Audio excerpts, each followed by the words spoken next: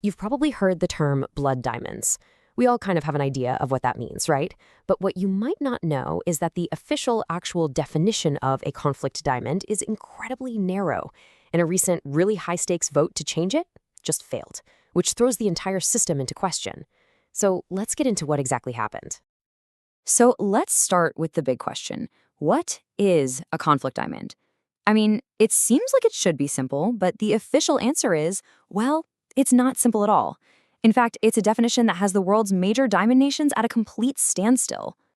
And that brings us right to the heart of the story today.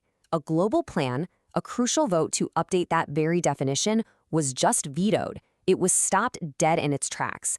This leaves the entire system for regulating these gems kind of stuck in limbo. Okay, to really get what's going on here, we have to look at the words themselves. The entire fight boils down to the difference between the current definition, which is decades old, and the new one that was just shot down. Let's break it down. So this is it. This is the official definition, the one recognized by the UN. And you'll notice how incredibly specific it is. It only covers rough diamonds used by rebel movements to fight legitimate governments. That's the whole thing. So any other kind of violence, say a government against its own people or from private militias, well, under this rule, those diamonds are technically not conflict diamonds. Now, let's compare that to what was being proposed. The African Diamond Producers Association wanted to blow this definition wide open. Their version would have included violence by non-state groups, financing from UN-sanctioned people, and, this is a huge one, it adds the idea of protecting the welfare of diamond-producing communities. I mean, that is a massive, massive shift in thinking. But, the people who wrote this new definition, they were also trying to be really careful. They specifically worded the proposal to avoid stepping on the toes of national governments. They knew that questioning a country's internal affairs is a total legal minefield, way beyond what the Kimberley Process was ever designed to do. So with these two very different definitions on the table, the question becomes, who's on which side of this thing? Who is pushing for this big change, and more importantly, who stopped it? You have to understand, this proposed change had some serious momentum. It was backed by the African Diamond Producers Association. We're talking major diamond-producing nations here. And it was also supported by a big majority of the Kimberley Process's own review committee. So this was not some fringe idea. It had widespread support. And yet, it failed. So how many members did it take to block it? Just 6. That's it. Because the Kimberley Process operates on total consensus, any single member has the power to veto.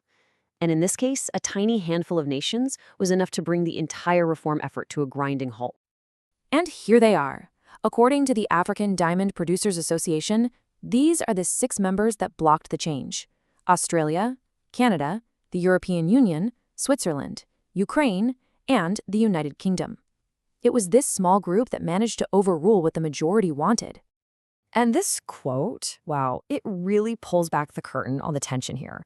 The ADPA specifically called out the European Union, basically accusing it of trying to go around the official Kimberley process and just enforce its own rules.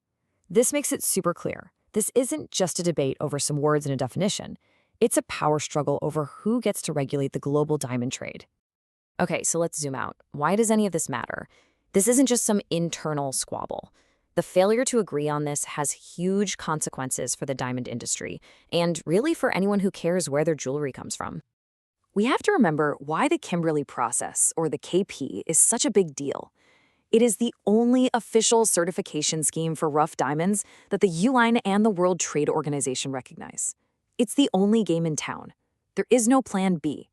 So if the KP can't agree, the entire global system for stopping conflict diamonds is just stuck.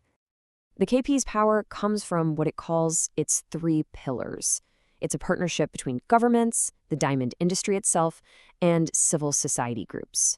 Now, this structure is supposed to make sure everyone gets a say, but its reliance on total consensus is also its greatest weakness.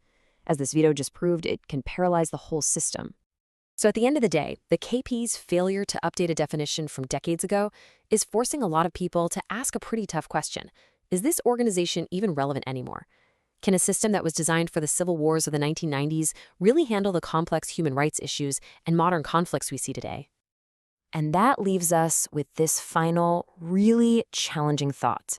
If the official global body can't even agree on the basics, then who should be defining what makes a diamond ethical? Is that the job of governments, the industry? Or is it ultimately up to all of us as consumers to demand a standard that goes way beyond today's narrow and broken rules?